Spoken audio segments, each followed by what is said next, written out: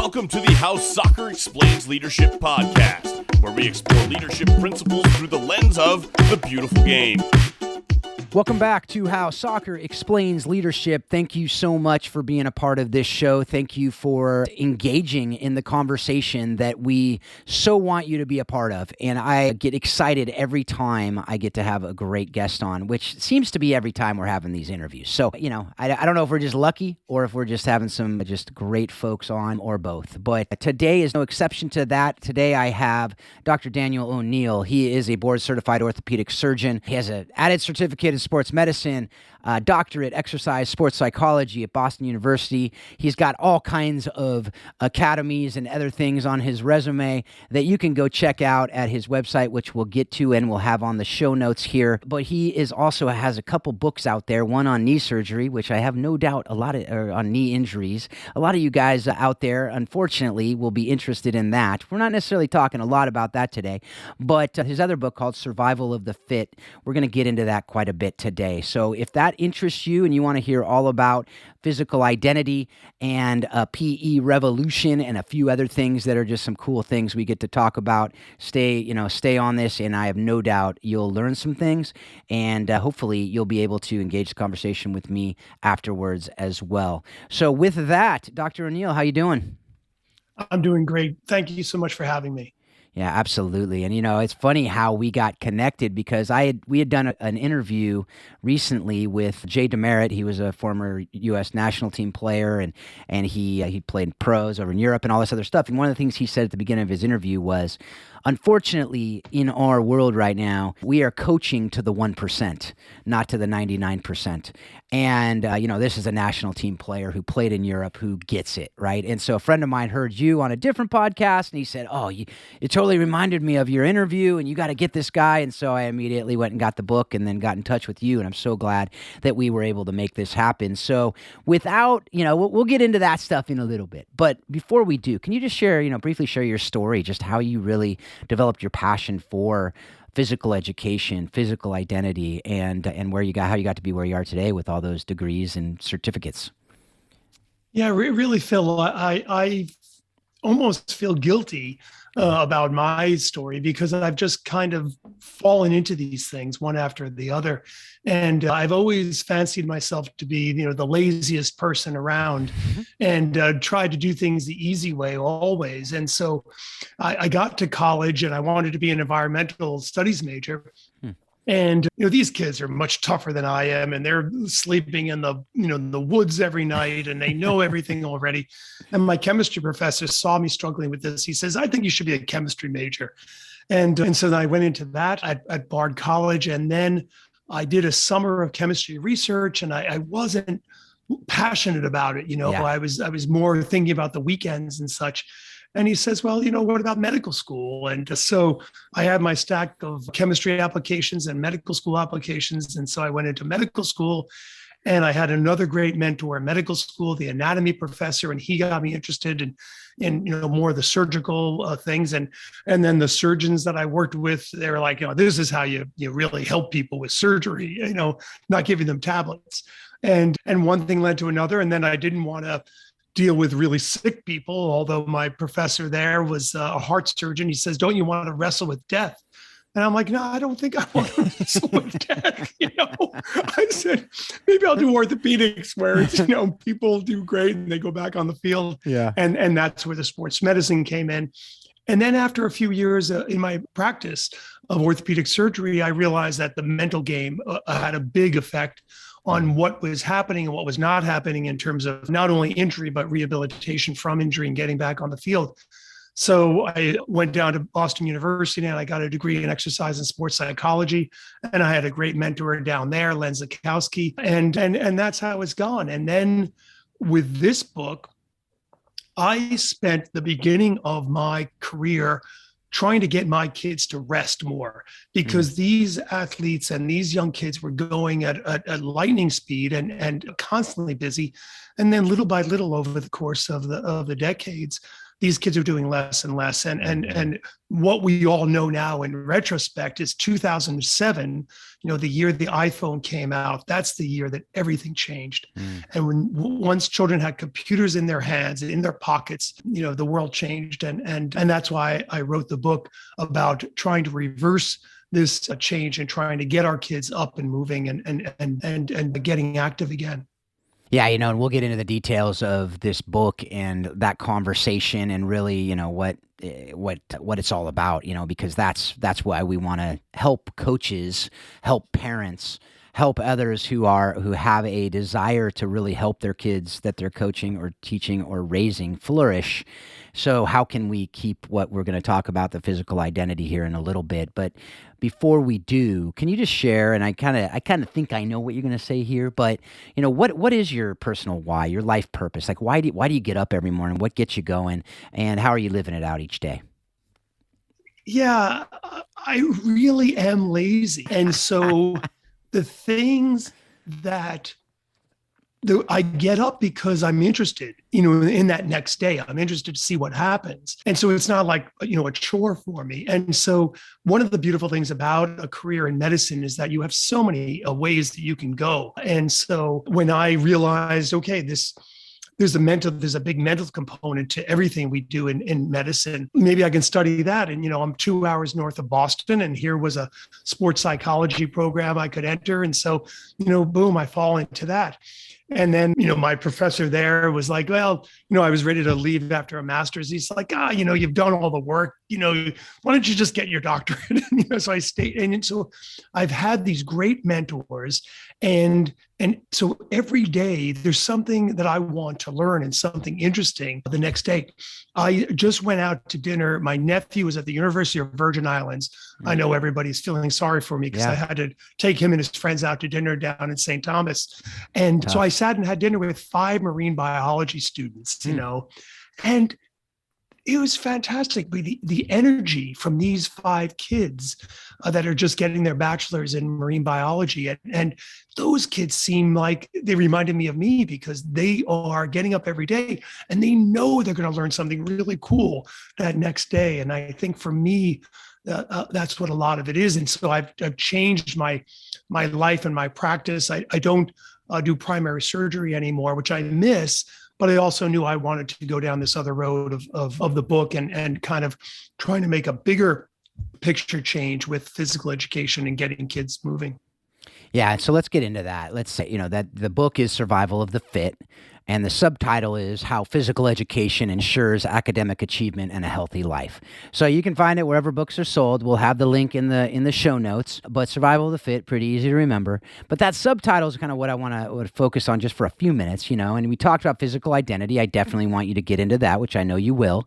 But oftentimes, at best, sometimes we see PE in schools as an add-on, right? It's really an unnecessary part of school. People get mad when their kids have to do it. Why do my kids have to do that? It's not really school. Why would you posit, I'm assuming you'd posit, that that's completely wrong?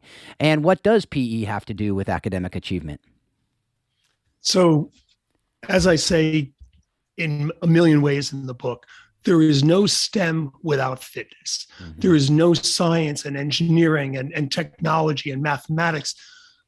We know that fitness is directly tied to academic achievement. So you have to be fit. Our children today are not fit. And so the next Steve Jobs, the next Yo-Yo Ma, the next Condoleezza Rice, these brilliant people are not coming along if they do not have some level of fitness. And as I said before, the iPhone changed everything. The personal computer, the pocket computer changed everything. And so now these kids are not doing any activities. And as a result, they're getting sicker and sicker. They have diabetes, they have high blood pressure, they have all these, what we used to call adult diseases or diseases of civilization or Western diseases, but they have these diseases in childhood, in teenage years. And then you add on to that the depression and anxiety. And so much of this can be related to physical fitness because, again, physical fitness is tied to your brain. So I call it that body-mind connection. For years, we've talked about the links to Alzheimer's. And what's the one thing you can do for Alzheimer's? Be physically active. It's not doing Sudokus. It's not doing piano lessons. It's not learning Japanese, although those are all good things to do. But if you had to do one thing, it'd be going out there and getting your heart rate up. And it's the same thing when you're 13 years old, when you're 8 years old. You've got to get your body going, and that's what's going to stimulate your brain to go. And that's why physical education is the most important subject in the school. Absolutely, hands down, no question about it, because the kids are not getting physical activity outside of school. And that's the big difference. And we have to stop thinking about physical education the way it was when we were kids, because it is different. And I can tell you right now, any education data from 10 years ago or more is useless because the world changed. The world changed when we weren't looking, but all of the decision makers, the administrators and the principals and the teachers, they're all over the age of 40 and they don't know. They know, but it's so hard for them to acknowledge that this change has to happen. And so it's tough. And that's what the book is really all about, and trying to make people realize. Yeah, and you said a few things as far as getting the mind going. And I know one of the things you talk about is why PE in the morning is much more effective and important than, PE in the afternoon. I look at my daughter's high school, and my two oldest kids went through that high school as well. They're forced to do 2 years of PE, at least 2 years of PE. But that could be first period or it could be last period, And I have some of my soccer players that I coach soccer, they'd come from PE in sixth period to soccer practice. Why is it not as effective in what you're talking about? Why is it important to do that in the morning? And why would you posit that everyone should be doing that in the morning? Yeah. You are revving up the brain. It's that simple. We have these big brains because we have these amazing bodies. We have these bodies that can run up and down the soccer pitch for 90 minutes at a time. We have these insanely sensitive machines at the end of our arms that can do incredible things. And it takes a big brain to run that machine. So the brain is there for your body. And so if you're not using your body, if you're not exercising your body and stimulating your body, you're not going to stimulate your brain. So we've got it's just a reverse thought pattern. It's not the mind-body connection. It's the body-mind connection that people have to understand. And then once they get that, now before school, get the kids running around, get the kids tearing up the gym floor in the wintertime before school. Now they're ready for the first and second or so period. Then get a gym class in there, get their heart rates up again, get their brains stimulated again.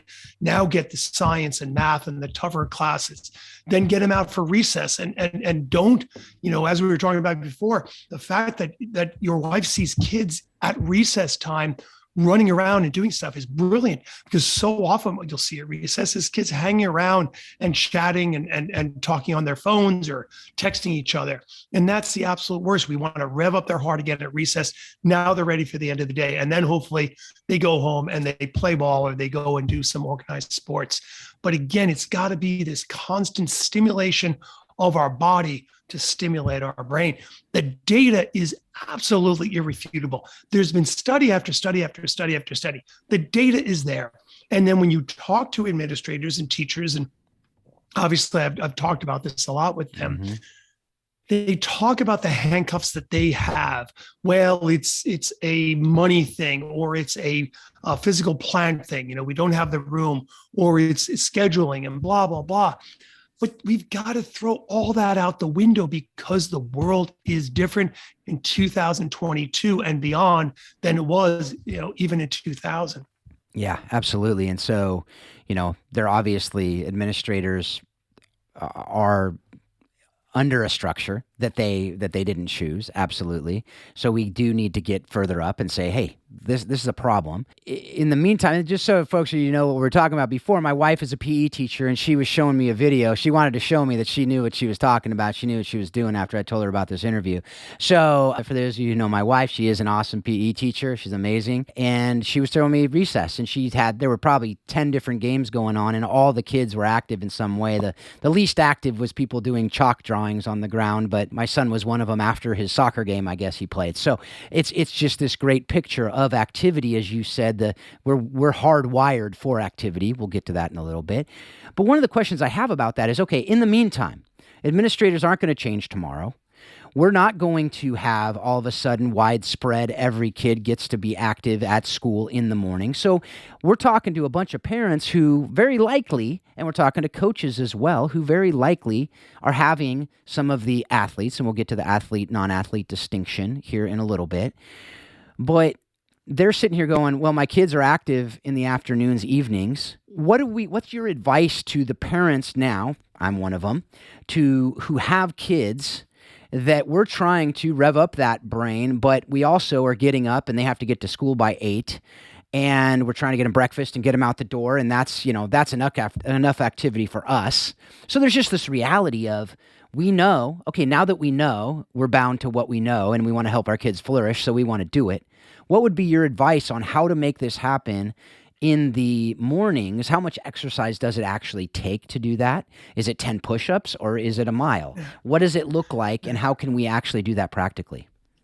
Yeah, it really doesn't take that much. So the one thing that we can do practically is get the kids to school 15 minutes before homeroom and get them running around. And if that takes some guidance in the case of a teacher or a staff member, that's money well spent. Because if you can rev these kids up, and just get their heart rates up a little bit for 10 minutes, 15 minutes, and that's going to do their job for the first few minutes. The other thing that you're pointing out is that, unfortunately, so many of the people listening to this show don't need to listen to this show. Mm-hmm. They know this already. They know that their kids need to be active. They're making sure their kids are active. As you alluded to before, it's that other 80%. Those are the kids we've got to get involved, because those kids are costing us money. If for no other reason, forget the fact that they'll be happier and they'll be better friends for our kids. Yeah. They're costing us money in medical costs. Mm-hmm. They're costing us money with diabetes and asthma and depression. And it's costing a lot of money.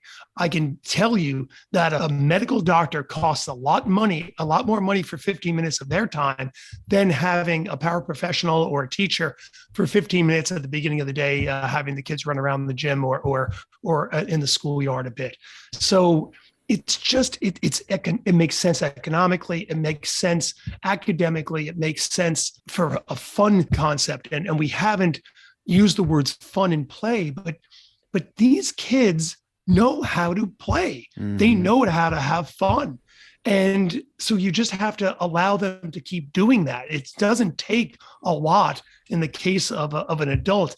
We've driven it out of them at the older ages, but you don't need to tell a kindergartner or first grader to go and play. That's right. No, absolutely. And let's talk about that now. Let's talk about this idea of the physical identity and the fact that we are hardwired. I mean, as you said in your book, and I think I heard in maybe an interview, you don't need to tell the 2-year-old to run around. I mean, I remember with our 5th kid, we were like pushing him down when he was, trying to walk, because we're like, hey, we're not ready for that yet. Come on, let's go. But, at 9 months old, he was up walking and he didn't stop, and he still hasn't stopped. He's 10 years old now. And so we have to, calm him down, right? There's no issue with him being active, but there are some that are even more hardwired than others who are, bouncing off the walls, as we say. And we tend to try, and ironically, in schools, it seems like those are the kids that are always the troublemakers, that they're trying to slow down and say, hey, you need to sit all the time, which I get, there's that side too. But what is this idea of physical identity, and why is it so important for us to understand the crisis that we have on our hands today relating to it? So we are born, and all animals are born, with what I coined a physical identity. And so you come out of the womb, or you come out of the egg, or whatever it might be. And that's why I have an octopus on the cover of my book. They play. Bear cubs play. Puppies play. Kittens play. Humans play. This is what they do. This is what they know how to do. And if we don't stifle that play, they're going to keep playing. And so, but what happens is we bring them into school at the age of 4 or 5. And then we make them sit down, and we try to get them to get into some kind of order. Now, it gets a lot more complicated when we start talking about ADHD and these other issues. So we're not really talking about that. But if you looked at the numbers in our schools, there are schools that have 25, 30, 40% of kids diagnosed with ADHD, and that's insane. That's just not right. These kids are responding to something else. They're responding to something very different. That's not in their hard wiring. That's because they're not getting enough activity at home. That's because something's happening at home and then at school on some level. They're just not getting enough activity at school. And so you can't, again, have a kid sit down and learn algebra or learn to read, for that matter, on some level, unless they've burned out some of this energy. And they will do that, and then things go better. One of my favorite things was Caesar, the animal trainer that at a TV show. And he would draw a circle, and he would cross a circle in half, and he'd write on one half of the circle, exercise. And then he'd cross the other half of the circle in half, and he'd say discipline. And then the last quarter of the circle would be affection. And it's the same with puppy dogs. It's the same with humans. It's the same with bear cubs. It's the same. That's how the world has to work. Half of our life has to be moving, has to be that activity. And then all the other stuff is going to go much, much better, for the vast majority of kids.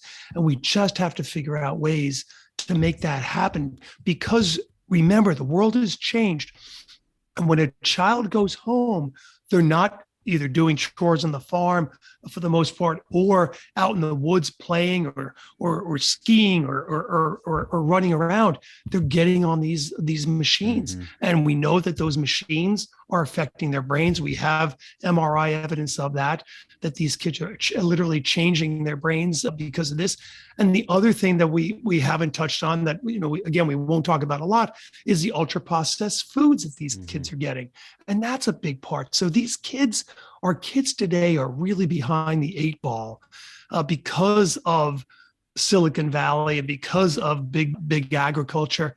And we've got to help them in any way we can. And getting them more PE is a big part. And sorry, the last thing I'll say about that is, sadly, the parents are a lot of times, both working, and they're not at home to make sure the kids are outside. And in some environments, which is the saddest thing, being outside is not a safe environment. So, but there are boys and girls clubs. There are things that can happen even in the inner city and in the most rural places.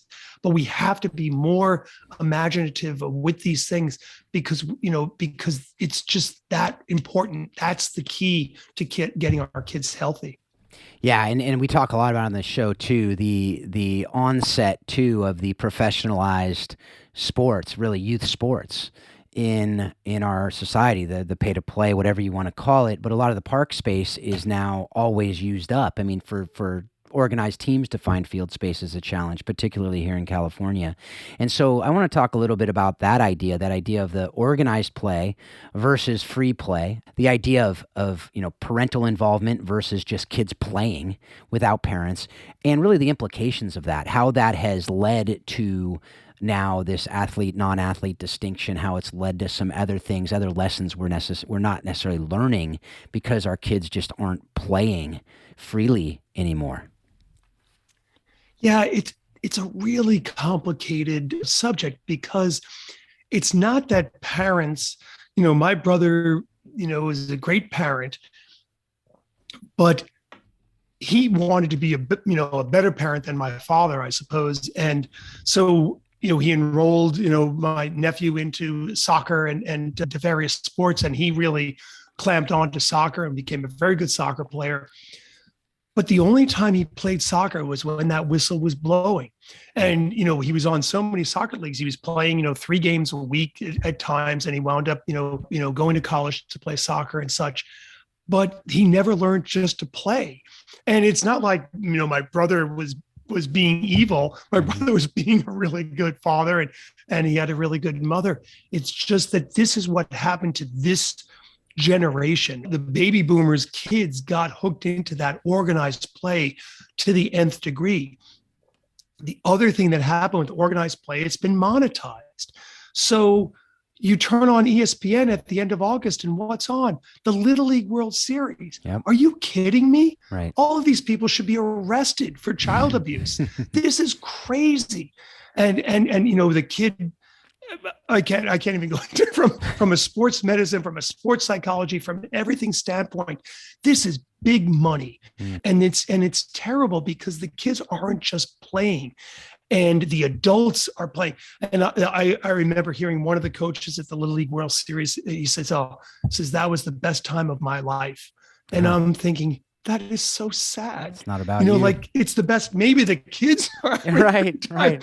But you're the manager, you're the coach, and so it really gets complicated. And this is where I know a lot of your listeners will be arguing with me, and I love that because it is so complicated and there's so much nuance to it.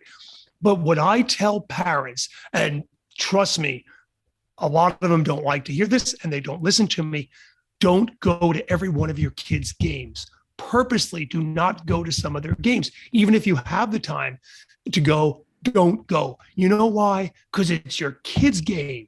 And we want to make sure they understand that I'm playing soccer, I'm playing baseball, I'm going skiing because it's fun. And I'm with my friends and we're having a good time.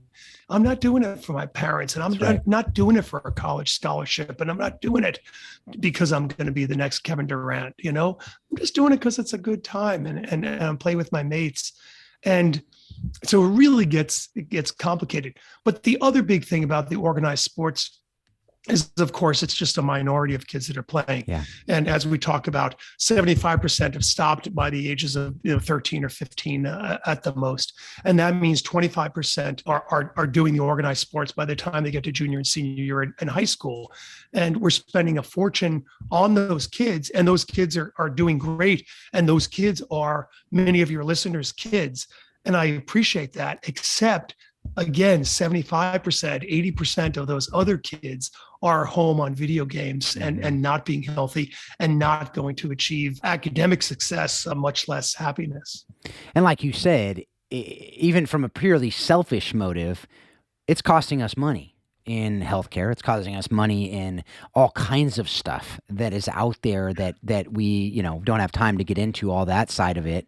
But also from just a human's perspective, if you want to help others flourish, an easy way to do that is to encourage our kids to play freely. And I want you to get in a little bit more of that. Like, you're not talking, it has to be an organized free play. No, this is like literal, go climb a tree. Right. And I was actually upset at my wife. I said, how come no one's climbing a tree? She goes, I wish they could, but they can't because it's against the rules to climb the trees at the recess, But to the point that it has to be against the rules, our kids want to climb trees, but we're usually, as parents, I don't know if you've read The Coddling of the American Mind, but the idea of safetyism and the idea of we're not learning lessons of conflict resolution and time management and other things that we had to as kids when we just said, hey, we're going to the park. Okay, be home by dark, right? I mean, most parents who are listening will know that conversation because you've had it hundreds of times as kids. I honestly can remember, my 10-year-old is finally doing that of my kids, and he's really the first one to do that naturally without us saying, hey, go out and just play. And we have a park literally across the street from our house. But very rarely are there just kids out there playing. And so can you speak to that and just that idea of what is free play? What does it look like? And I hate to say that we have to teach this, but I think it's almost like, what did you do as a kid? But also, what are those lessons? Do you agree with Coddling of the American Mind and that idea of safetyism? Can you speak to that a little bit and what that looks like from your perspective and what you think as a I'm going to remind everyone as an expert on these issues. So what do you think? Yeah, I love that. And one of so we live in New Hampshire, and my wife was a fifth grade teacher, and so the plows would come in after a snowstorm, and where's the biggest mounds of snow? In the parking lots, right? Parking lots of shopping centers and parking lots of schools. So inner school is this huge mound of snow. And what do the kids want to do? They want to play on a big mountain of snow. Of course. And what are they told not to do? Play on the big mountains. Right. It's insane. It's crazy. But like you say, the monkey bars that used to be around, the slides, so many of these things have been taken away. And then we get into a really a complex issue with the legal aspects of it.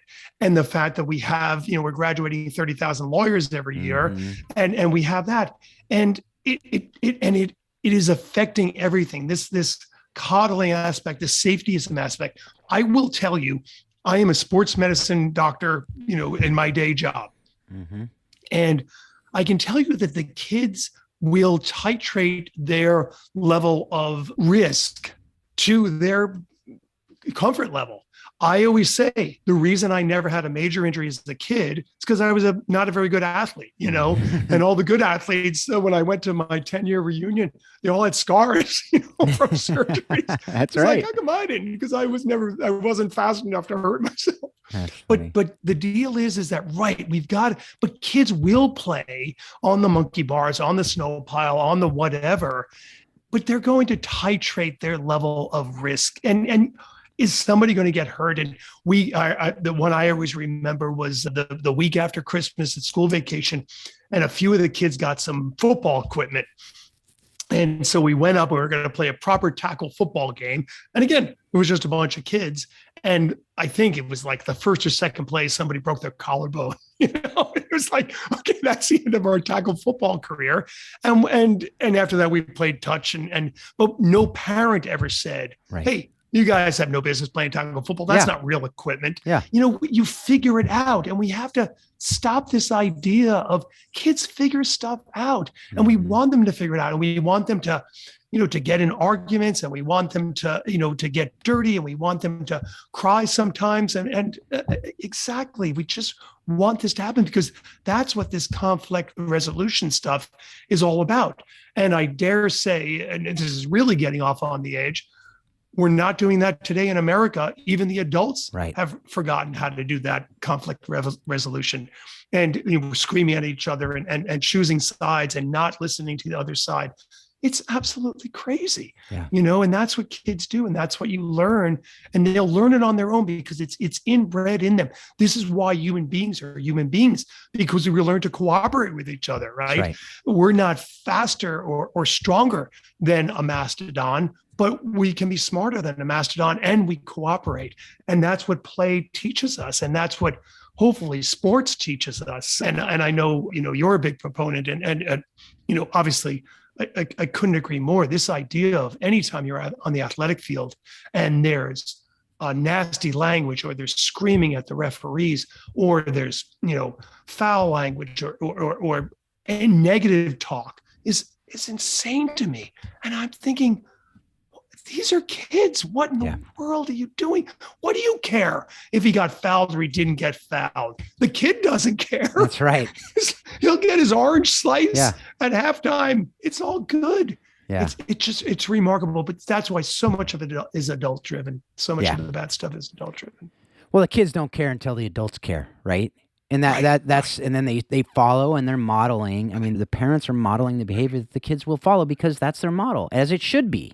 But we need to be better models, first of all, and we need to let our kids go to us. I always go back to this conversation. I have 5 kids, and when I think I had 4, a friend of mine had 2, and we were at the park and with the kids, and they were playing. And I honestly, to this day, have no idea where my kids were at that point because I didn't even ask him after the fact. But he looks at me, and he's like, head on a swivel, looking all over for his kids. And he says, how do you do it with 4 kids? I'm just freaking out with my 2. And I said, look, I just realized at some point, I just got to trust that God's going to keep them alive.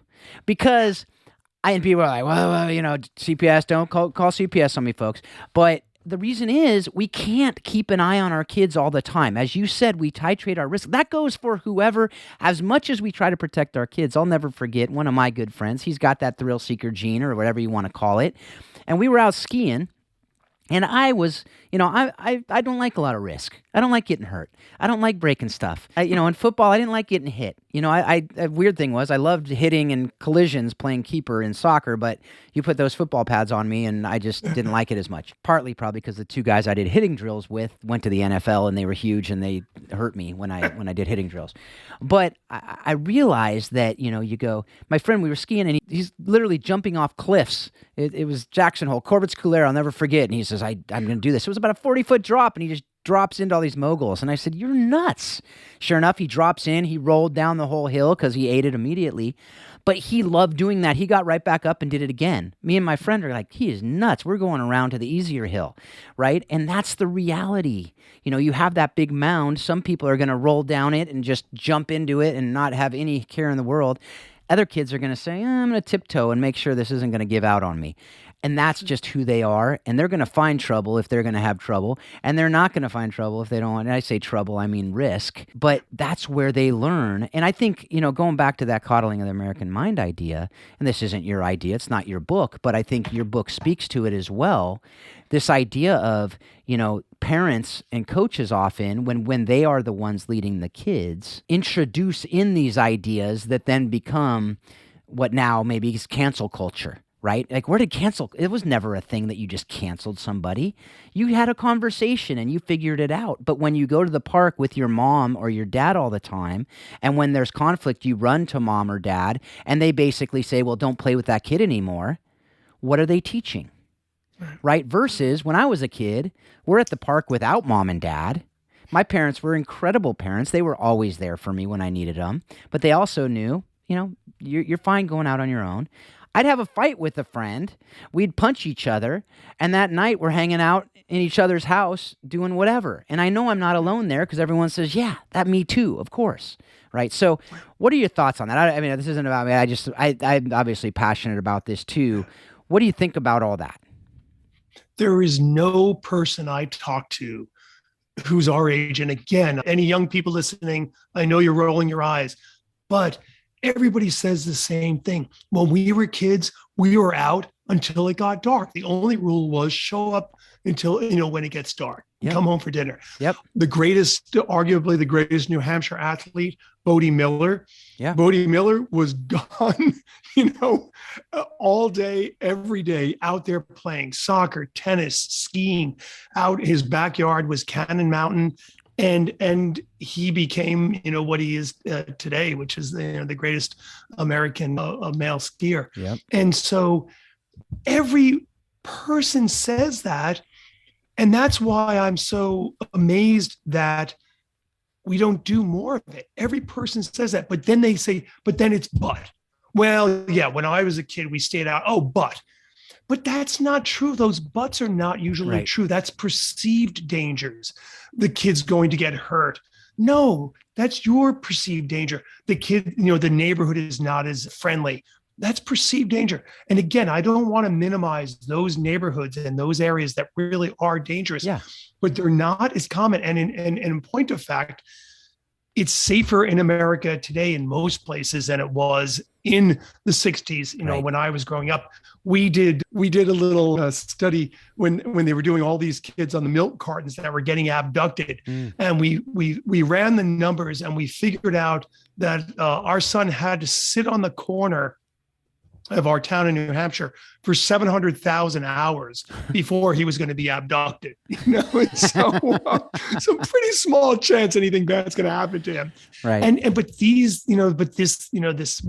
That one person in Topeka, Kansas that happened to, it's crazy. We can't let that be a lot of what's going on. So I'm going to go out with my bike group tonight and we're going to be doing road rides and I get it.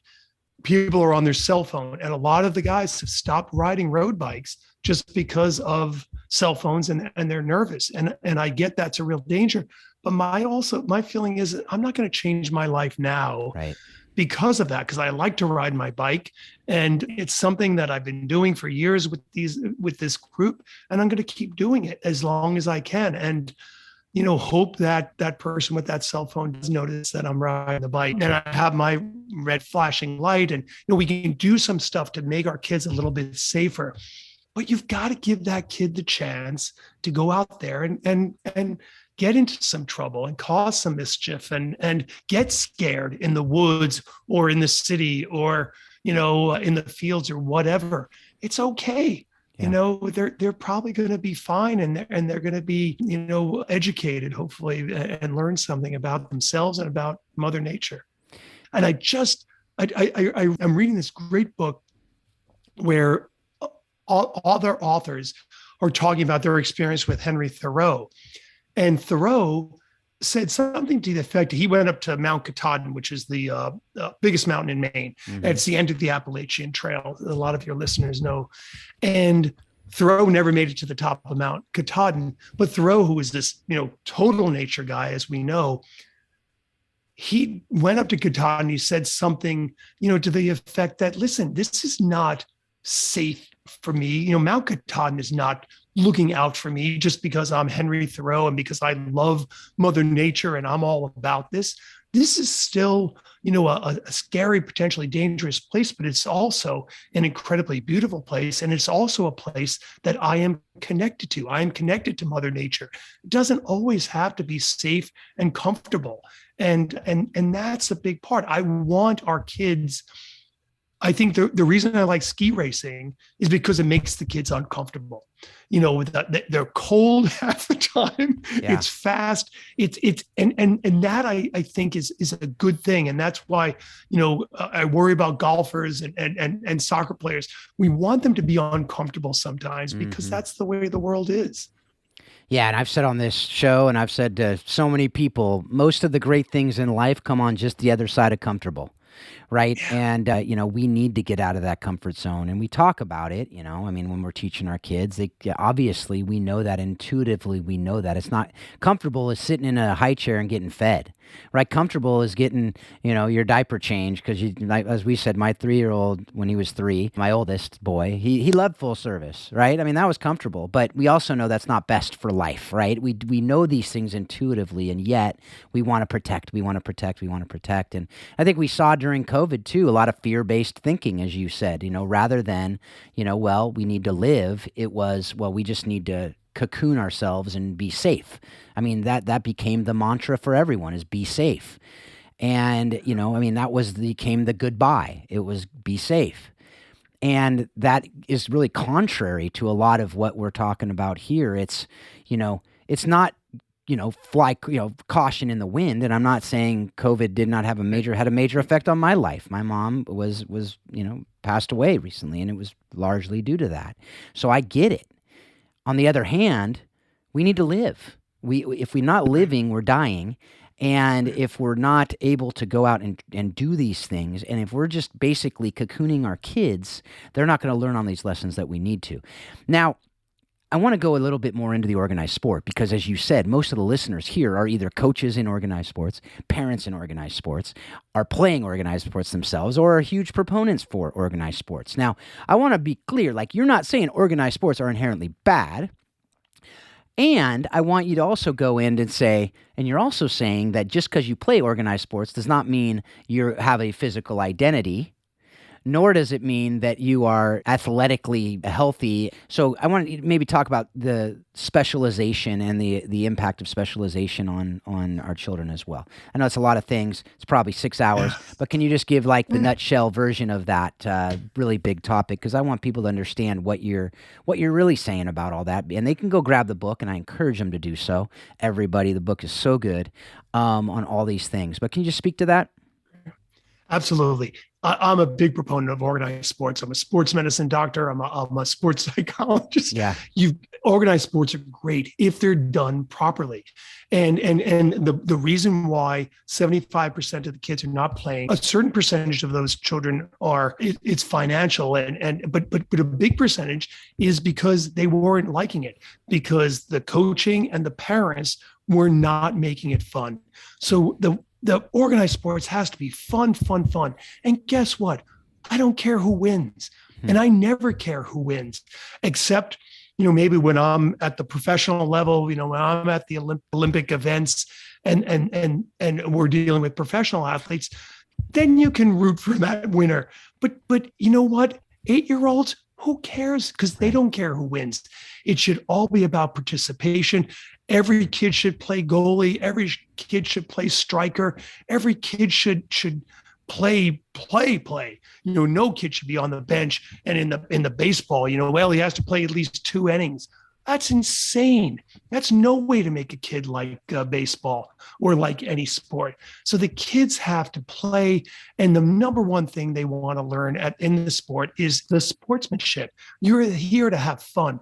And when I hear about parents complaining that, well, this team has, they're supposed to be U14 and they got them. I know these kids are older. What do you care if you get beat? So what? So they, unless we're talking about hockey or football or a contact sport where there's going to be injuries, I could care less what basketball team comes out on the court. Because if we get beat, all right, we're going to learn something and maybe we'll figure things out. And same with soccer. So again, short of physical injury, take on all comers and you're going to learn something. You're going to hopefully have fun, hopefully have a good experience, and hopefully find out, okay, well, we need to work on this, that, or the other thing. And the other big point with that is that just because a child is playing an organized sport does not make them physically fit. So we really do have to make sure that they're loving being outside and playing. Again, not playing sports, but at least playing. And sorry, parents, but I'm going to give you more things to worry about. But if your child is not loving the particular organized sport that they're in, you might want to look at something else, or get them a mountain bike, or get them into a swim club or a running group, or but you got to do something. So when people ask me, well, my kid doesn't want to do anything, say, well, sorry, Billy. And again, we're talking about people of means and people in a community where they have these options. Sorry, you got to do something. So what do you want to do? Here are your options. You can do this amount of bargaining with the kids. And my favorite story is I was sitting in the football stands a number of years ago with 2 of my buddies. We were there. One of my friend's daughter was cheerleading. Now, he didn't want his daughter to be a cheerleader. He wanted her to be a soccer player, a field hockey player, but she wanted to be a cheerleader, and that's what she was doing, and we were supporting that. The other guy that was sitting on the other side of us says, guess what I was doing this morning? He says, I went to a bowling match, and their high school had a bowling team. This guy was a semi-professional quarterback, football quarterback. His kid had no interest in playing football, but he wanted to bowl. And so being a good father, he went to that bowling match. So parents, yes, if it's going to be organized sports that the kid is not playing on their own, well, let's find something that you do like to do. And ideally would be a lifelong sport, like a tennis, like some kind of swimming, surfing, these kinds of things. But there's so much out there. And a lot of this stuff is subsidized on so many levels. It doesn't have to be expensive. And there's so many community support. And I know in my small community, I don't think there's any child out there who's not doing a sport because of finances, because we have, supports people like myself and tons of people in the community and supermarkets and the businesses. We're all part of that. And we can take advantage of that. But it's so important. But the kids have to be outside playing on some level. The other point with the organized sports is that it can't be a job, and we do want the kids to do different sports. Again, New Hampshire's greatest athlete, Bodie Miller, won the Superstars competition. This is something that happened 20 years ago. It was a televised competition, and he beat out the boxers and the football players and the basketball players and everybody because he is an athlete. Right. And one of the problems now that I hear from our ski schools and from a lot of other specialized schools is that the kids coming there are not athletes. The kids coming there are soccer players or basketball players or ski racers, and they don't have the coordination and the flexibility and the quickness and the other things. So you really do at the young age. And again, this is another thing that we hear again and again and again from the professional athletes. And they say, I didn't start specializing until I was 13, 14, 15, 16 years old. I played everything, even bike racers. I mean, they played everything. And that's how you develop all of your athletic skills. The other thing I like about doing the different sports is that you also hear different sport philosophies. So there's a difference between a cross-country coach and a rugby coach and a soccer coach. And so you're also meeting different kids from different backgrounds. So that cross-training, I know you want your kid to be the next Tiger Woods, but it's probably not going to happen. You have a much better chance of your kid being the next Bodie Miller by doing a lot of different sports. Yeah, and that's what we talked about at the beginning, right? We're coaching to the 1%. So the fact that we're not encouraging in our clubs, in our organized sports, other sports, I think goes back to the money conversation rather than what's actually best for the kids. Because if we look at that, we just know intuitively, again, I know in my high school, back, it was a long time ago, as it was for you. I'm going to make an assumption there. But all of these Division I scholarships went to 3-sport athletes. Like, I can't remember a single person who got a full scholarship that was not a 3-sport, usually a 4-year letterman or a woman. Right. And that's the reality. I remember that clear as day. Even if they weren't great at the other sports, they played them, like you said, the social aspect, if nothing else, because it wasn't this thing that you had to be insane at a sport to play it. You played it because it was fun. And that's in Mission Viejo, California, which was, sports central and, place. And so there was this idea that you played. I remember Urban Meyer at his Ohio State height. He had 93% of his players were 3-sport athletes. That speaks volumes, right? And yet, if we look at the amount of 3-sport athletes or 2-sport athletes anymore, it's the exception to the rule almost at the high levels. 16% is in the survey I did from my book. 16% of kids are playing 3 sports. Wow. And that's of the small percentage of kids that are playing sports. Right. By the time they get to junior and senior year of high school, only 16% are playing 3 sports.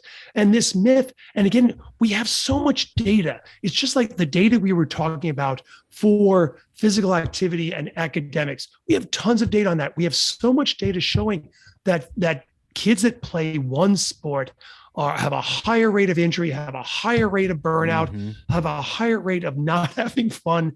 We have all the data. Parents, why are you doing this? Again, you're trying to find that one Tiger Woods, but look what Tiger Woods, hopefully he's a happy guy now, but he's had his struggles. And I think he would say, and I suspect for his kids, I'd want them to have a more balanced life than I did as a kid. He had a pretty rough life from everything we've read and seen, and he managed to overcome so much of it. But, that's so rare. And again, we want these kids to have fun. That's got to always be the main word is, are you having fun? What can we do? What can we do to have more fun and to play and just to enjoy things? Because that's what's really affecting all this depression and anxiety that the kids are having. Yeah, and by the time this airs, we will have about 80 episodes of this show. And, I can think back to at least 20, if not more, guests, and that wasn't even the topic, that talk about the fact that if you don't love it, you will not play at the highest levels. You have to both be great, well, 3 things, be great, love it, and work your butt off. If you don't do all of those things, you're not going to work your butt off if you don't love it.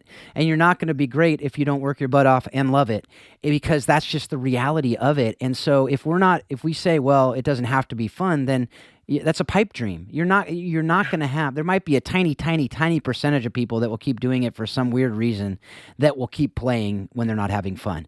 But that's going to be the vast minority. So, and that goes to one of the things you talked about is the athletic lottery winners, right? And so I kind of liken it as the 0.001%. But if you really look at the actual percentages, I think of those, 16% or 25% of the people who are still playing in college or in high school as a senior or junior, it's about 7% that play somewhere in college, and about 1 to 3%, depending on the sport and the gender, get a scholarship of some kind of those people. So I remember a conversation I had with I didn't have a conversation with them. I was eavesdropping on a conversation with a couple dads at 7-year-old girl tryouts for soccer. And they said, all I heard was, and it was pouring rain, dumping rain at this point. And they said, I hear this is the club that you need to be in if you want a scholarship at Stanford. Oh, yeah. You see, this is exactly what I'm talking about. These kinds of conversations. And like, are you kidding me? Do you hear yourself? Do you hear what you're saying? First of all, take all the money that you save by not having all these travel teams. And guess what? There's a college education. Mm-hmm. So you don't need a scholarship. Yeah. I guarantee you will save enough money for your state university to send your child. They don't need that scholarship. And this concept, again, right? Well, if Janie doesn't do that U14 team, right? Forget that's just absolutely insane. And Janie's going to hate that. The adults are driving so much of this. One of the things that I was horrified by when our kids were young, my nephew and our son, my nephew never became a good skier, even though he has an uncle who lives in New Hampshire, because there was always a soccer tournament. There was always something during those vacation times. And our son was playing basketball tournaments over Thanksgiving and over Christmas. And it's like, and if you don't, go to these camps or these tournaments or whatever, well, you're not going to get playing time then and the rest. And so what were they doing? So they weren't spending time with family. They weren't doing another sport. They weren't going skiing, or they weren't, just going and visiting grandma in Ohio or whatever. Yeah. But that's adults are doing that. It's not like the kids say, Phil, we really need more Thanksgiving and Christmas tournaments because, right. Now, maybe they don't want to visit grandma. Yeah. That's a whole different conversation. That's right. Different conversation. Sorry, grandma. But in point of fact, the kids don't, it's just too much. And the kids get tired. One of my one friend's daughters, his son was on the U.S. ski team. His daughter, who was, a few years, 5 years younger, she said, she says, I just really hate getting up on Saturday and Sunday mornings to go skiing. If she could have gotten up at 10 o'clock in the morning, maybe she would have stayed with ski racing, but she just, because she's getting up 5 days a week already. Yeah. And it's one of the other things I say when we're trying to motivate the kids or find out what's going on with their lives with this organized sports and with their scholarship to Stanford at the age of 7 is to have that quiet sit down because it's amazing what these 8 and 9-year-olds have already figured out and already dissected, and just have that conversation with them and say, in a quiet place, say, hey, your father and I, we think it's important for you to be active because we know that's healthy, blah, blah, blah. But we see you're not loving ice hockey as much. And, again, my buddy of mine went through this with his daughter with ice hockey. Is there something else? Is there some way we can make it more fun? Or would you rather do another sport or whatever? You notice you don't say, or do you want to just not do right. That's not, usually not. That's usually not D. That's not an option. Right? And so, but have these conversations and are you putting pressure on yourselves to win or blah, blah, blah.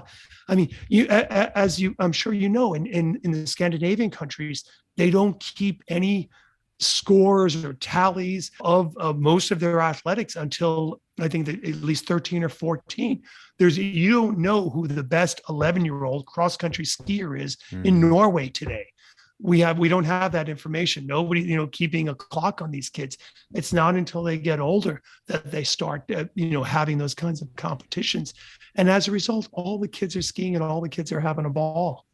Yeah. And like you said, it's not just other sports. It's not just so they can go skiing. It's also family events. I know my daughter, she says, Dad, I have soccer practice on Wednesday nights, but I want to go to youth group at church. And I said, well, talk to your coach. And I said, and you've been talking about wanting to go to an ECNL team or other things like that, because she's really serious about soccer and she's 13. And I said, that's an option. But if you go to those, then you're not going to be able to, you won't play if you go to church on Wednesday night and there's practice.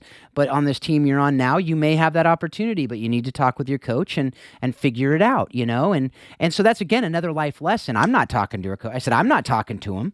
You talk with him. If he says that's okay, but you're also a captain. So there's an impact there. You should talk to your teammates as well and say, are you guys okay with this? Which are all great life lessons, right? And I said, I get that you want to go and I want you to go to youth group. That's awesome. And I love that you want to, and this is your thing. And she says, and so she did. She talked with her coach, and he said, that's fine. As long as you're at the other practices, it was an agreement. Everyone was okay with it. And now she's fine. But again, if you're at that high elite, quote unquote, level, they're going to say, I can't imagine a team that I know of anyway. They'll be like, yeah, that's cool. Just don't come to practice and you're still fine. That's unless just you're not Kyrie Irving. Yeah, well, maybe. Yeah, that's true. That's true. All right. So we always have exceptions to the rules. But the point being, I think people forget too that it's not just because most of the time the kids won't speak up like that. Fortunately, we have in our home have encouraged that and have these open conversations with our children. But a lot of times they're not. And those options aren't there a lot of times too. And like you said, a lot of these are suburbia problems and suburbia issues, and our certain demographics aren't even having this conversation because there's not the option to do these things. They don't even have organized elite level sports. And that's a whole, unfortunately, we can't cover all these conversations. We're already skipping over a ton of stuff in this conversation. I do want to say, though, that we are aware of that. Obviously, what I do with orphan and vulnerable children around the world, I'm very sensitive to that subject. But I also think it's why going back to, and I do want to bring it kind of back to the conversation of saying, you even say in that athletic lottery winners section of your book, the idea that, sports, organized sports, do not further the child's academic achievement or physical identity on the same level as aggressive PE classes. So speak to that after saying that you're not against organized sports. You actually see the value of organized sports. There actually is great stuff there. But why would you say that sports don't further the child's academic achievement on the same level as aggressive PE classes? And I'd venture to say physical identity too, based on what I've read in your book. Yeah. And that's exactly right. I'm not against sports if they're done properly. But the myth of organized sports, the myth that the kids are learning sportsmanship, and you've talked about this on your podcast before. Yes, with a good coach and a good parents, they should be learning sportsmanship, but sadly they're not. And we see this sadly every week, on TV, we see a sign of bad sportsmanship. And so organized sports is not, these kids are not doing better academically. The quote athletes, unquote, in schools are not the academic achievement award winners for the most part. It's just this myth. And again, that doesn't make sports bad. That's just saying that sports, organized sports, is not the be all and end all of everything in our lives. It's great fun. It's great entertainment. It can be great for fitness. But you can't make it do things that it's not designed to do. It's designed for other things.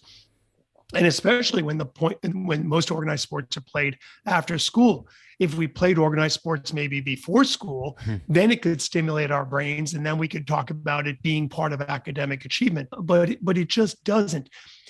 The reason we need physical education to be for every child, every day, every year of school is because it stimulates the brain, and because for 180 days a year, for at least 45 minutes, 30 to 45 minutes, we know our children's heart rates are going up. We know our children are loading their bones, they're loading their muscles, they're running around, they're having fun. We know that we can maintain, ideally, their physical identity. Then if you add to that some parental involvement on the weekends and in the summer, now we have healthy kids that are graduating from high school at the age of 18. Now, add to that organized sports, which I hope most kids are playing on some level, or at least some sports. And now we have a healthy population. We have a population that can fight COVID when it shows up the next time. We have a population that can fight anxiety and depression. We don't have to have 25-30% of our kids with diabetes and pre-diabetes. This is shameful as a society that we're doing this, because it doesn't have to be in America or in most countries of the world. And I've given talks in various countries now. It's a worldwide problem with our children, and we have to get them away from the screens. We have to let them be addicted to Mother Nature, which is in their physical identity. It's in our primitive brains, that addiction to Mother Nature, that biophilia, as they say. And we just have to let that happen. But the systemic change that we can make is making sure for 180 days a year of school that the kids are getting their heart rates up for 30 to 45 minutes. That's going to make the biggest change in our society than anything else you could possibly imagine for their health. Yeah. And I think when you talk about that with the screens, the reason why you keep coming back to that is there are many studies that talk about the fact that the more screen time you have, the more mental health issues we have. Can you speak to that? Yeah, it's not even close. Again, we have the data for all of this stuff, right? We have the data for getting your heart rate up for X minutes a day. We have the data for academic achievement associated with fitness. We have the data for kids having more fun that are getting outside and fresh air.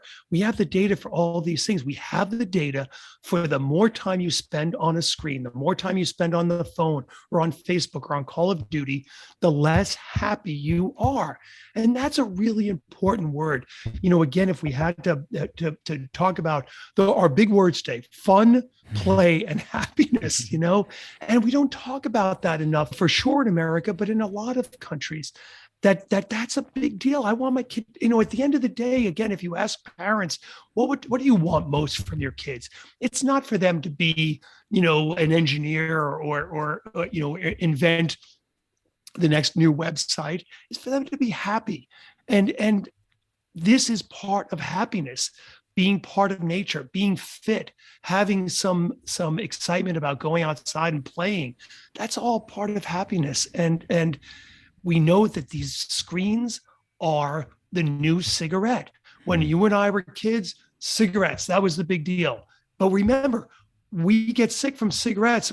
My first patient today was 71 years old with an oxygen tank and from emphysema. He doesn't smoke anymore, but he smoked plenty. Yeah. And but he didn't get that oxygen tank until 4 years ago. Right. But these kids are sick now. These kids that are addicted to two-dimensional entertainment are sick now. They have high blood pressure and depression now. That's why they have a shorter lifespan than our generation. How crazy is that we're talking about a shorter lifespan of kids in the 21st century with all these great medicines, with all the knowledge that we have, with all the advancement that we have. But this is the new cigarette. And we finally recognized it with cigarettes. But again, the money out there and the advertising, the billions of dollars that they spend advertising to kids, not only the bad entertainment, but the bad food. And it's a tough fight. But if we can do this with physical education, that's something parents in Mission Viejo and parents in Plymouth, New Hampshire, and parents in Topeka, Kansas, we actually can go to our school board and say, hey, I read this guy's book. This guy O'Neill wrote this book. There's tons of other data showing the same thing. Our kids need more activity, and that activity in school is called physical education. We want that, and then you're going to take off the handcuffs off the PE teachers, off the classroom teachers, off the administrators, off the principals. Now we can start adjusting our school day to the 21st century, to 2022. And now we're going to start seeing some health. And No Child Left Behind didn't improve our math and English scores in 2002. But But if we get more PE, that's going to make the difference. Yeah, I love it. I love it. There's so many things that come to my mind. I know we're kind of running out of time here, but one of the things that it reminded me of is this idea of keystone habits in The Power of Habit by Charles Duhigg, where he talks about there's some things that we do that lead to all these other great habits. And that really is what I'm thinking about with this PE. It creates and reinforces, not creates, it reinforces and cultivates the physical identity that they will take into everything else that they do. So the default is not, oh, I'm going to go on my screen. Because I even see my soccer players who have played soccer their whole life. As soon as practice is over, what do? They check their phone, right? Even at phone, they're pulling it out and doing something and putting it on Instagram because they saw someone doing something, or they're taking a selfie so they can post it somewhere. And I look at it and go, that's the default now that has been created. But how do we get back to the default being, no, I go outside. Now, I know to a certain extent, I have a 20-year-old and I have a 10-year-old. And even between those two, as you said, the iPhone has been here ever since my 10-year-old was born. It was not here when my 20-year-old was born. And to see the difference of my oldest, who had Leah Live in our backyard, which was her imaginary village that she had and played with my son, and we still bring up Leah Live with her all the time. My 10-year-old's default was watching some sort of screen and sneaking screen time, and we're trying, but it's a hard beast to buck, right? And you can't escape it, right? Because it's not the TV, which you hide the remotes, it's the iPad or it's the phone, and they're gonna figure out a way to. It's like we snuck cigarettes, or I never did, but some people snuck cigarettes as kids behind the school. Now they're sneaking the phone and playing with it in their room, and so I look at that, and then I look at the fact of what are they doing on the phones too. I know my one son watched YouTube videos of Steph Curry when he was learning to shoot a three-pointer. Okay, that's a coach, right? Like he went out, he did it, and then he went outside for 3 hours and shot and tried to get like it. That's different than what most people are doing, which is comparing themselves to others, right? You talk about happiness, talk about joy. A great quote that I've quoted, I know many times here as well, comparison is the thief of joy. And most of these kids are looking at other people doing things that they wish they were doing, looking like they wish they were looking like, which leads to depression, leads to anxiety, leads to suicide, leads to all these things that we're seeing at much, much higher rates, particularly when you add in the fact that there's so much fatherlessness, so many people in homes without parents that are really being able to be active in their home and in their kids' lives as much as they want to be. And so you have all of these things that are at play when, you look at that keystone habit. If these kids' default is to go to the park, is to play outside, is to stay off of their screens, man, think of that, and we don't have to dream of that world. We can remember our world, right? What it was like. And we see, I remember a talk at a conference a long time ago. It was about technology. I forget the guy's name. He writes writer for Wired magazine. I think he's the editor of Wired magazine. And he was talking about technology. And he said, look, we know there's bad technology, but just because there's bad technology doesn't mean we get rid of technology. It means we make it better. And how can we make it better? And that's what I want to say to us is look, the answer is not to get rid of iPhones. That ship has sailed. iPhones are here. Technology is here, and it's not a bad thing inherently. It just has a lot of bad in it that we need to protect our kids from. And that's our job as adults, is to protect our kids. The problem is we don't know how to use it yet either. Right? Yeah. And absolutely. And that's exactly right. We can't put this back in the box. It's out. And so we have to fight it with a positive. We cannot fight it with a negative. This is not a just say no. This is not grab every, and as you say, monitor your kid 24/7, making sure they're not doing it. That's not going to work because, as you say, it's ubiquitous. And so we have to make sure our kids get addicted to Mother Nature. But the good news is that they're already addicted. They come out ready to be addicted, already addicted. No 2-year-old wants to be on a phone when they could be crawling around, eating dirt and grabbing stuff. And so we have to use that. We can't let kids leave and lose their physical identity. And as long as we do that, we're going to be fine. And we're going to fight this with a negative, because all these video games and so many of these things, they're trying to recreate Mother Nature. Well, we have Mother Nature, no matter where you live, even in a city, there's Mother Nature. So as long as we don't let the kids lose their physical identity. And the other thing I would say for the parents out there who are really struggling and maybe single parents and financially strapped, get help from the community. Most communities really do have help, and there are, the professional teams in the cities, and there's so much out there. I was just on the phone with a friend from Los Angeles, actually, and they were starting a program on the weekends, and the Los Angeles Police Department was part of it, and it was really a big community effort that was starting. So it's out there, and a couple of phone calls, God help me, a couple of clicks, and you can find some help for your kids. But again, we want them addicted to Mother Nature.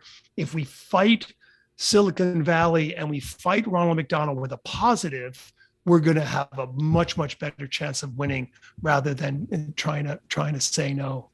Absolutely. No, I love that. And I do want to echo that and just say, look, and that's going back to the good of the internet. That's the good of there is a good, right? There is a good. There's a great organized sports, and there's also the shadow side. Everything has its shadow.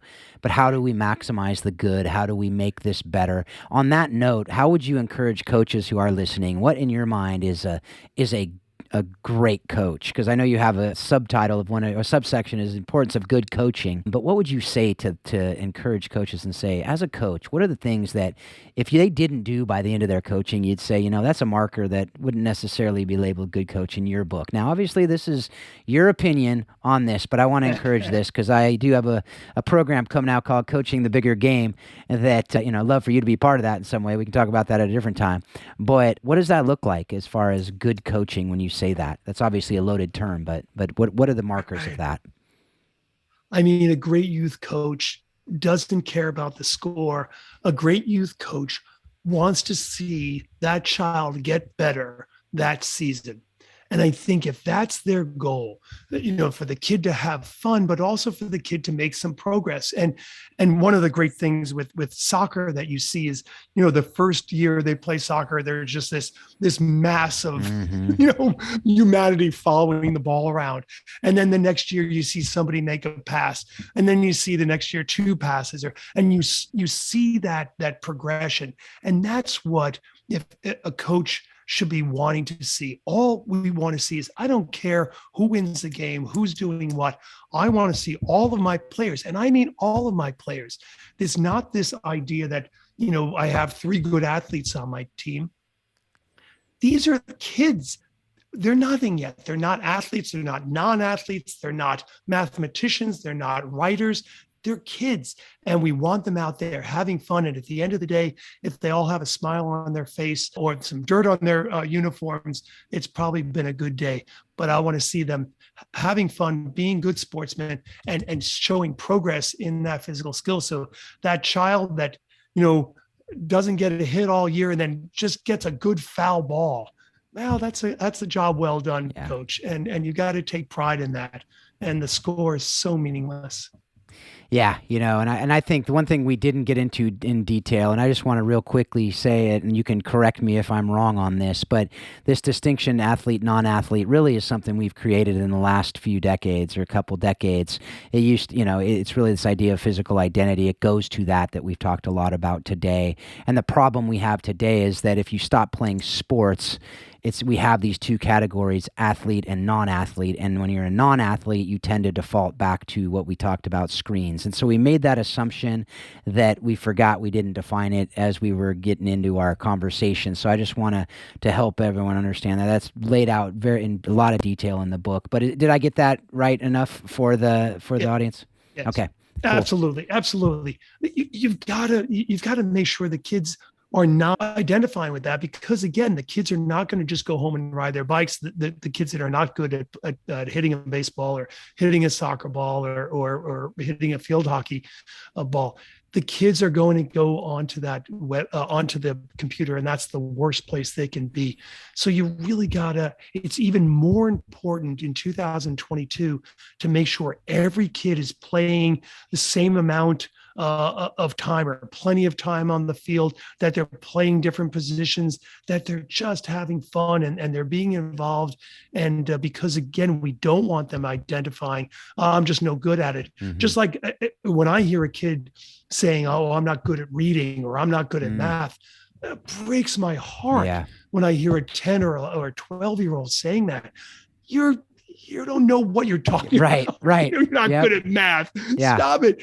And the other thing that I'll say that I think your listeners, when we talk about the good parts of the computer, the good part of the computer is if we give our children the scaffolding for math and for science and for English and social studies in school, they can go on that computer and then they can explode in those subjects. They can't do that with physical education. Physical education, getting their heart rate up for 45 minutes a day, that's what a good PE teacher is going to do, and have fun and keep them fit. That's what our schools, believe it or not, have to do more than teach the subjects, because almost every kid, when we went home, if we had that we got, I think it was Funk and Wagnall's encyclopedia that you bought one a week at the gas station, one summer or whatever, or 1 year for 52 weeks. And I remember this, and my parents did this. And so now we had this encyclopedia, but every kid has not an encyclopedia at home. They have a library. They have the Library of Alexandria at home now. Yeah. So believe it or not, the job at the school is more physical than mental.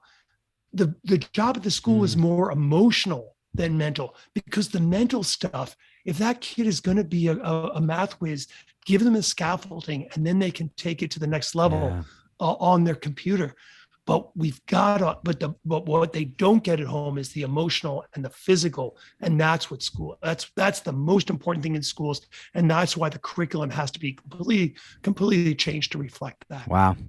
Yeah, I had a conversation on my Think Orphan podcast with Jeff Sandifer, who started the Acton Academy, which is a disruptive education system now. It's all over the world. And he talked about that. He goes, the job of the educator nowadays is not teaching to know. It's teaching to be and teaching to do. And that goes to exactly what you're saying. And, he didn't necessarily specify and focus on physical education, but they're very active in that school. They're moving around constantly. They're doing stuff every day. They are active. And it's something that I know that he'd be right in tune with you, and it'd actually be good to connect you guys. So, but great. And I'll link to those episodes too. There's a couple of them. I did a 2-part episode with him as well. But yeah, so man, as you can imagine, we could talk for hours and hours, but I do want to just plug, we don't have time to get into it, but can you just very briefly, you have a book, your other book's called Knee Surgery. I mentioned it at the beginning. I shudder to even say it in a soccer podcast because there's so many of those associated with it, but because of that, I want to point it out for people. Can you just quickly tell them what that book's about? And I'm assuming they can find it on Amazon and wherever else you get books. Absolutely. Real fast. It's called Knee Surgery with a subtitle, but really it's about rehabilitating from knee surgery. So if you've had a significant injury, certainly an anterior cruciate ligament, an ACL tear, or any major knee injury, and for sure for grandma and grandpa, if they've had knee replacements, get this book. It takes you through the entire program, soup to nuts. A little sports psychology is thrown in there, from changing the dressing to getting the exercise, to getting ready for surgery, and then after surgery. And it's a great book. And I've said this to everybody: if you buy the book and it didn't give you any good information, give me a call. I'll send you your money back. but it really is. It's just an easy thing, and it just makes your life so much easier when you go through, because these are big deals. Yeah. And as I've been talking during the Olympics, I was doing a number of interviews and such, talking about these Olympic athletes. These kids are not robots. They are made out of flesh and blood. Yeah. And so when we have an injury, we have to take care of it properly. And this book will help you do that. Yeah, absolutely. I will not ask for your phone number on this interview right now, because I don't want to hate calls about all the, organized sport people getting mad at you. So, but I know you can't, obviously. But no, and that's why I love having these conversations, because they're important conversations, and we do have to be thinking about these issues. We can't just have echo chambers, and we need to, it's good to disagree, as we've talked about. We used to disagree all the time and know how to handle it. And I feel like now people are like, I don't like it, shut it off, turn it off. I just ignore it and cancel you. And I don't like that. So, I'd be remiss remiss to not ask you this question on how soccer explains leadership, but what lessons that you've learned directly from your playing sports, whether it's organized, whether it's just PE or play, when you were younger, did you use and have you applied in your marriage, your parenting? Yeah, I think that's a great question. I dedicate my new book to my father, and I think my father, he was just a great influence in that he didn't worry about the score. He worried about kids being safe and having fun. And as a result, he was I think I called him the losingest coach in the league history. But every kid wanted to play and everybody had fun with him. And I think that to me is what this is all about. We play and we have a good time and we get dirty and then we have an ice cream or an orange slice. And God, that's what it's all about. One of the things I love about that's the soccer and the reason soccer is worldwide is because what do you need for soccer? Mm-hmm. You need a ball. Yep. And you can make a ball out of anything. Yep. And I played football in high school, not very well at 155 pounds. And then I played soccer in college and I said, oh man, this is what I should have been doing. This is so fun. You get out on an autumn day and you kick a ball around. What's better? And what's better than that? And that's what, sports and activity, you get outside, you go for a walk in the park, you go for a swim, what's better than that? It's just so wonderful. So. Absolutely. So I think what I hear in there is, it perspective, right? To be able to bring perspective to marriage, parenting, to be able to bring perspective to life, and to know that it's, and that's what I say to a lot of people is you'll forget this game. You'll forget that play. I remember when some of our girls missed penalty kicks in a big game. I said, did you wake up the next morning? And they're like, yeah, why? And I said, because life goes on. It's okay. And the next time, step up and take it again, because that's life and that's what you can do, and it also earlier reminded me of something else when you were talking about that perspective and what really is important. And how do we teach our kids these lessons that they can only learn going through some of these things by themselves, right? And it's a very, organized sports is a very safe environment to learn a lot of life lessons, which is why we do this show, is to remind people. But my son had a rough pitching inning and he got shelled and he struggled and he struck two guys out and they dropped the ball and the guys got to first base safely and he basically had 8 outs in 2 innings and he was frustrated and he was kind of tearing up a little bit and my wife goes around. I go, just let him work through it. Let him work. Let his teammates encourage him. Maybe, but don't. And he's like, but he likes it. I go, of course he likes it. He loves his mommy coming and helping him. But this is a great learning experience for him. And she was a D1 athlete. She gets it, but she's also a mama bear. So, but I think those were things that it's perspective. It's to say, okay, how big is this one inning in a life? It's not a big deal. Yeah. You know what? If he gets shelled for 25 runs, not even in a week, in 2 minutes after the game, he's going to be like, all right, what do I have tomorrow? I got a soccer practice or I got whatever practice, So I love that perspective that these sports bring to us to be able to have that bigger picture. Absolutely. And parents, don't worry. Your kids are going to learn how to win on their own. They don't need to be taught how to win. This idea that, well, if the coach plays everybody and they're not going to, no, that's not how it works. So stop that. Yeah. They will learn how to win. Michael Jordan was going to figure it out. Trust me on this one. That's right. And the other thing I learned from my father is you always respect your opponents. And again, because your opponents are going to be your teammates next year or someday. And, but yeah, we don't have to overthink the room here. It's about fun and it's about a play and hopefully that's where we can go with this. Absolutely. All right. Last question. What have you read, watched, or listened to other than your books that you spend hours and hours writing and reading over, I'm sure, that has impacted your thinking on these issues that we talked about today, really PE, play, sport, and how they do explain and help teach us about life and leadership? Boy, that's a tough one. I mean, I started reading everything in my elementary school library that I could get my hands on. And the books that I gravitated to were kind of the boy on his own kind of book. books. For whatever reason. I loved all that stuff. And, Tornado Jones and Trigger John's Son were two of the ones I can remember. And I thought I wanted to move to Wyoming and live in the middle of nowhere. But that kind of self-sufficiency idea. And then, a Boy Scouts kind of helped with that, as you say, getting shelled for 25 runs and then probably helped with that. This most recent, literally now on my bedstand, is this Thoreau book. And for sure, as I was, in college and all that time, I was just reading all kinds of things. I think for the kids, reading good biographies of Jackie Robinson and Wilma Rudolph and all these other fantastic athletes. But even, I'm blocking your name. I need the woman who crashed her plane. Amelia Earhart. Amelia Earhart. These kinds of, incredible people that these individuals are, is always inspiring. And, you can read different levels of their biographies, Ernest Shackleton, in the Antarctic and such. And so I've always been drawn to, I think, those kinds of people and their stories. And I think that's definitely influenced me along the way. No, I love that. As you were talking about that, you're talking about the children's books, and I was thinking, based on what we talked about today, I imagine Huck Finn and Tom Sawyer are some good role models we could have for our kids. Yes. Not necessarily in some of the racial overtones and things like that, but that was a different time, a different age. But just kids being kids and going adventure and have adventure. Nancy Drew and the Hardy Boys and on and on. Yeah, love that stuff. Yeah, I just had the Hardy Boys on my son's desk, and he's one of those kids. As you said, I thought of him when you said, I'm not good reading. I'm not a good reader. I don't like reading. And I said, no, you just haven't found the right books. And so he had the Hardy Boys up on his thing. I said, remember your sister loved Nancy Drew? These are the boys, Nancy Drew. Yeah, that's right. Let's go for it. And he looks at the back. He goes, this seems interesting. I go, they're great books. Start reading, just see if you like it. So, but and that's just it. How can we find what they love?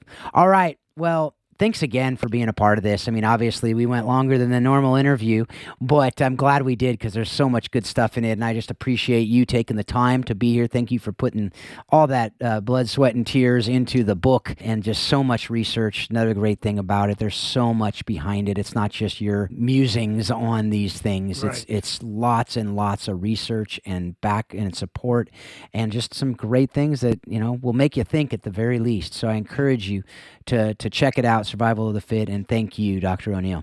Thank you so much, Phil. It was my pleasure. Anytime. All right. Well, good. Well, I may take you up on that. We may get you back on at some point.